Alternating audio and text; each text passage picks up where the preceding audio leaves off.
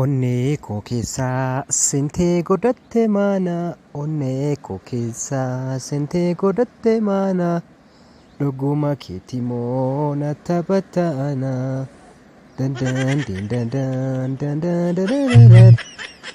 Yaaboo jaalalli namarraa kophaa nama baasee nama jaanjessiti nama dhamaasti.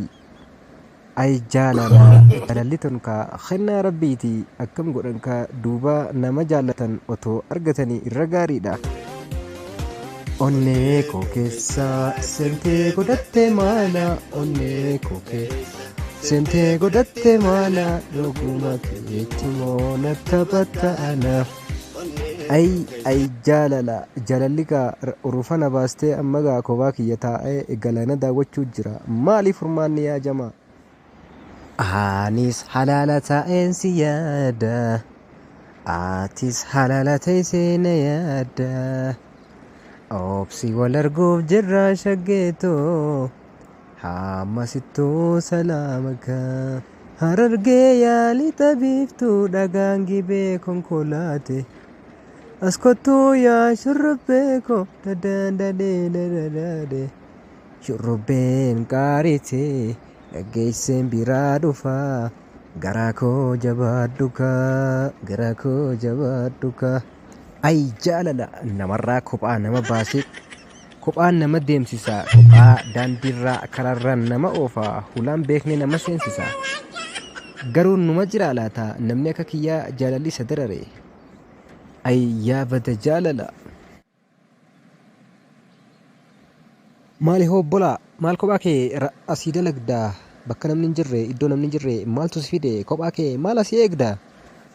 Dhiisime yaa obboleessa kiyya wanni kophaa na baase waan akkanatti siif himamuu miti waan jabaate kophaa na baase. Dhiisii dubbiin tun dubbii ulfaatteedha yaa obboleessa kiyya meena dhiisii amma gaa bisooti kiyya natti hin kaasinii. Dhiisiin siin ja'a bar. Maali hoo namaa wal dhabdee moo dubbiin kana hunda jabaatu maali duuba maali ree kana caalaa maaliif natti himuu hin dandeenye? Yaa obboleessa kiyya beektee wanti kophaa na baase jaalala. Jaalalaan natti hammaatee siin jedha jaalala kanarraa halkan hin rafu guyyaas hanga tokko guyyaa naaf wayyaa halkan hin rafu yoon rafu baxxaniyaa keessatti yoon nyaadhu kaa saahinaa keessatti. Ishummaan natti mul'ata jaalallee tiyya taniin hedduu jaaladhu taniin hoggaa hedduu ishee jaaladhe. Nagatteetuma hiyyummaa kiyya ilaaltee nagattee heerumte ani ishee argachuuf halkanii guyyaa joora. Ammas kaa ishee argachuu hin dandeenye kanaafin kophaa kiyya bahee raasaa ta'a.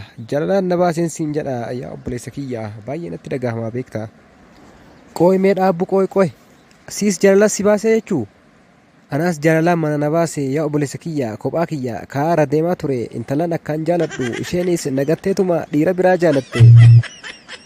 Wanni zabana kanaa baay'ee namatti ulfaata jaalalli garuu waan ulfaataadha. Dhalaan gaa nama gatteetuma naumaa barbaadde filatti kaa dhiira isaan jaalatu hin jaalatanii dhiira isaan jibbuurra jaalatanii isaan. Hayyee gaariidha amma duubaati eenyu siin jedhani eessaa dhufte wal haa barru gaa duuba gaa maal goona dirqama wal baruun keenya eessaati maqaan kee eenyu? Ani asuma nama biyya kanaati akkumaan yeroo darbe siif hime ani godina Arsiiti magaalaa Boqojjiiti yaaboo Boqojjiittiin dhaladhe biyya atileetota isaan ni beeksa yoo ta'e.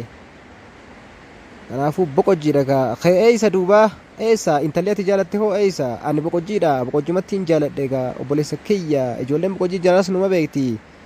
Isheen amma jaaladhe tuni gaa nama gantii beektaa gantuu jedheetiin maqaa baasee fi erga ishiidhaan wal dhabe ergaan kophaa kiyya ta'e. Hayaa haa ta'u amma eessa deemta? Ani amma deemuufanii amma nama biraatiin qaxaroo waliin qaba deemuufiin deema nagaatti. Akkam bultee obboleessa sii ka Facebook kana jala jiru ture hagarraa sii moo nama biraati qaataan abbadhee seeguu jira sii. Anuma bar maal suuraa si ergaan turre suuraan kiyya si biran jiru akkamitti si jettee na gaafatta suuraa kiyya si ergee na laalaa turte akkamitti amma na walaalta? Hayyee wal barnoota gaarii ani maqaan kiyya Miriindaa jedhama. Ati eenyu jedhamta? An asallaadha maqaan kiyya Miriindaadha akkuma siime harma duras feesbuukaan siimeetiin jira eenyu jedhamta duubaati? Hayyee gaariidha anas singitan naan jedhan maqaan kiyya singitan jedhama maqaan abbaa kiyyaa obsinaani singitan obsinaan naan jedhani wal barnoota gaarii nuuf haa ta'u baga dhufte.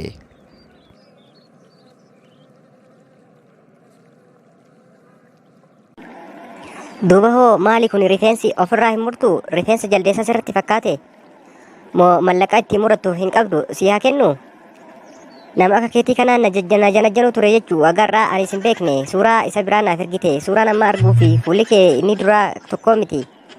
Hayyee odeessi qaalluun kan ofiin beektu kanan baaraagde akkuma jedhamu san calqabamee of ilaali fuulli kee maal akka fakkaatu hidhiin keetii fi ijji kee haga gurra keetii maal akka fakkaatu of arguu jirta hidhii kee halluu diimaa dibdee cirrii fakkeessitee fuula kan kee daakuu dibdee haala amma jirtu kanaan eenyuun sitti hin kalaahu waa'ee rifeensa kiyyaa dhiisi dura of ilaali ija kan kee immoo cuquliisa gootee gubbaarraan halluu biraa dibdee uumaa rabbiin sii kenne ofirraa dhiisteetuma ofuma kan ofii barbaadde kan gochuu jirtu kana ni wallaalte.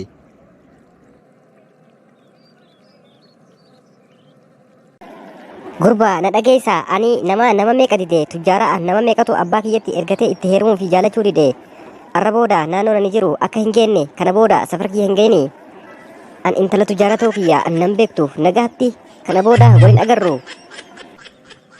Inumaahuu na hiikte galatoomi nagaatti nama akka keetii kana jaalachuurra natti hafuu naa wayya osoo hin fuudhiin osoo jaartii hin fuudhinii fi osoo nam tokko hin jaalatin du'ee qabrii seenuu naa wayya chaw nagaatti baay baay.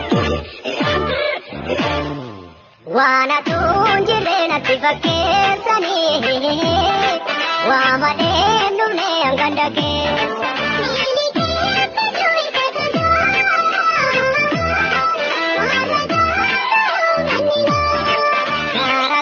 Anoo ofumaa hin balleesse nama nama daalu jaalachuu dhiisee nama warra tujjaaraa jedhee of yaamu nama fuula ofii halluu adda addaa dibee deemu jala kaniin deeme anaan balleesse. Amma deemee gurraattii akka xiyyaa barbaadadha gurraattii akka xiyyaa yookiin ishee dura jaaladhisan biratti deebi'uun qaba dirqama ishee naa wayya jaalala keessatti nama ofii gadi jaalachuutu irra filatamaadha akka amma naa galutti ishee biran deemaa amma gurraattii xiyya naa wayya. Yaa bareeddu assalaamu alaikum warahmatullaahi wabarakaatu. Wa alaikum salaam warahmatullaahi wabarakaatu. Galatoomii yaa bareedduuti yaa dhugaa dubbachuuf taanaan har'aan tana dhiifama si gaafachuu dhufe dhiifama jabduu si gaafachuu dhufe ila jaalala hanga har'aatti si jaalachaa ture keessatti akka si miidhe beekeetiin jira atis dhiifama naa godhiin siin jedha dhiifama si gaafachuu dhufe jaalala keessatti nama akkamii jaalachuun akka qabuu fi nama akkamii jaalachuu akka dirqama ta'u amma bare dhiifama guddaa si gaafachuu barbaadeeti dhiifama akka naa gootu yaa bareedduuti yaa. Hayyee rakkoon qabu anis dhiifama siif godheetiin jira garuu hanga har'aa obsaaniin si eegaa ture obsaa hanga har'aa keessatti ka bakka guddaa waanin si qabuuf obsaan si eegaa ture namni yoo obse ka bu'aa riizaaltii obsa isaa inuma argata kanaaf galatoomii naaf jiraadhuus siin jedha.